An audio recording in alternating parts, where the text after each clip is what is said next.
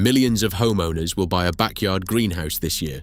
The promise sounds simple: extend the season, protect the plants, harvest more. But the moment that door closes, those same walls start trapping lethal heat, explosive humidity, and pests with no natural predator in sight. The promise is simple: extend the season, protect the plants, and harvest more. It is a pitch that drove online searches for backyard greenhouses to an estimated 135,000 hits a month in 2026.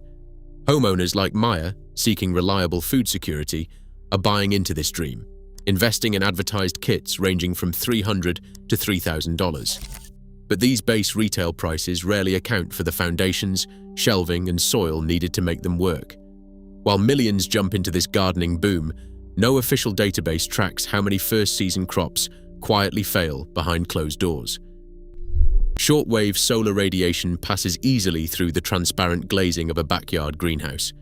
Once inside, this light energy is absorbed by soil, benches, and plant leaves, which re-radiate it as long-wave infrared heat.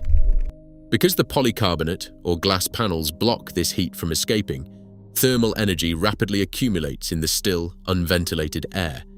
This is where homeowners like Maya encounter a dangerous illusion.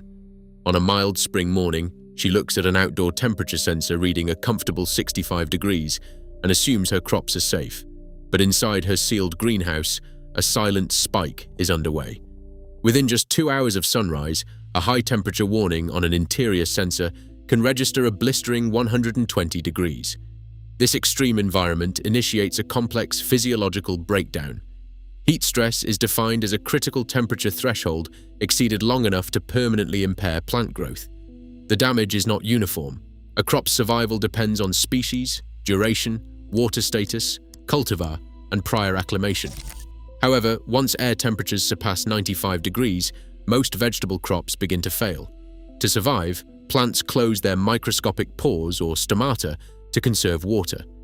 This defense mechanism halts their natural transpiration, stopping the evaporative cooling that protects their tissues. Photosynthesis collapses as delicate cell membranes rupture. Sustained high heat causes tomato flowers to drop and fail to set fruit, while peppers and leafy greens wilt and scorch. Crucially, leaf temperatures can rise far higher than the surrounding air, cooking the plant from the inside out while the grower remains unaware. But the temperature problem is only the beginning. As the sun sets, the greenhouse enters a dangerous cooling phase. The air temperature plummets, and with it, the air's capacity to hold water. For every 20-degree drop, that capacity halves, driving the relative humidity upward toward a critical saturation point. Soon, the relative humidity inside a closed, unventilated structure regularly climbs past 90%, forcing invisible water vapor to reach its dew point and condense into physical liquid. This condensation forms a persistent layer of leaf wetness across the plants, while the growing media below remains saturated and starved of oxygen. Humidity itself is not a disease, but it completes a lethal three-part biological relationship: the disease triangle of a pathogen, susceptible plant tissue, and moisture. And this is where the biology becomes genuinely alarming. In a cool, stagnant environment between 59 and 77 degrees, fungal spores of Botrytis cinerea, or grey mold, activate. If leaves remain wet for 8 hours or more, this pathogen can invade host tissues and, in documented worst-case scenarios, destroy an entire crop in 48 hours. While Botrytis attacks from above, powdery mildew colonizes leaves, and Pythium root rot aggressively destroys the root zone from below.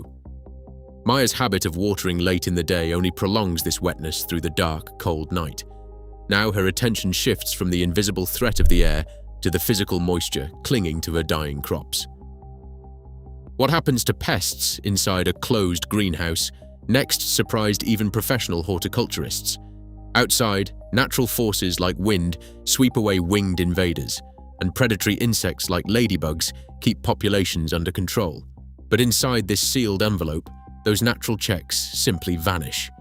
Maya assumed her clean, modern structure was safe, but she quickly learned that a spotless enclosure does not guarantee ecological balance.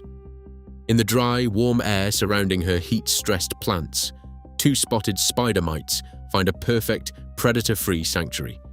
At 80 degrees Fahrenheit, their population can double every 5 days. In a modeled worst-case scenario, a small starting group can balloon into a colony of millions in just 3 weeks. The exact growth rate depends on the species and the conditions, including the starting population, sex ratio, egg survival rate, generation time, and active chemical or biological control measures. Meanwhile, sweet potato whiteflies expand up to 20 times faster than they would in an open garden. Lacking wind dispersal and natural enemies, a single female sweet potato whitefly can live for 6 weeks, depositing up to 200 eggs on the undersides of young leaves while transmitting destructive plant viruses. This entire biological surge remains completely hidden from view, multiplying in secret until the canopy is ruined and Maya's already compromised crop faces total collapse. Maya pulls out a tape measure. What did her budget kit require, but completely fail to provide? She reframes the crop collapse not as bad luck, but as an under-equipped system. Air exchange, moving old air out and pulling fresh outside air in, requires 15 to 20 complete cycles per hour. Reliable passive airflow relies on low intakes and high roof vents, totaling at least 20% of the floor area. Yet, many budget kits appear to lack automated ventilation, leaving manual openings that create a constant management vulnerability. When wind dies, only powered exhaust fans, calculated by cubic feet per minute, can force the necessary movement. Rebuilding this environment into a functioning system requires immediate, targeted intervention. To stabilize this volatile environment, growers rely on thermal mass. Placing materials with high heat capacity, such as water barrels, stone floors, or thick soil beds, can buffer temperature swings by up to 15 degrees Fahrenheit in suitable designs. However, this thermal storage serves only as a partial temperature buffer. It cannot replace proper ventilation or active cooling. Before planting a single crop, 2 priority tools are required: a $50 minimum and maximum thermometer to track daily extremes, and a basic hygrometer to monitor relative humidity. These readings tell growers exactly when to open vents, activate fans, or adjust irrigation. Drip irrigation should target the root zone early in the day to allow foliage to dry completely, ensuring excess moisture evaporates before nightfall. Companion pairings, such as planting basil near tomatoes or marigolds near cucumbers, help reduce pest pressure by attracting beneficial insects like predatory mites. Yet, these plant combinations are not guaranteed biological cures. They must operate alongside strict sanitation, proper spacing, daily physical inspections, and mechanical controls. If this helped you see your greenhouse differently, subscribe for more science-backed garden investigations. Whether you already own a greenhouse or are planning to buy, the lesson is clear. True success isn't about purchasing a glass box, it's about mastering the volatile, invisible forces within.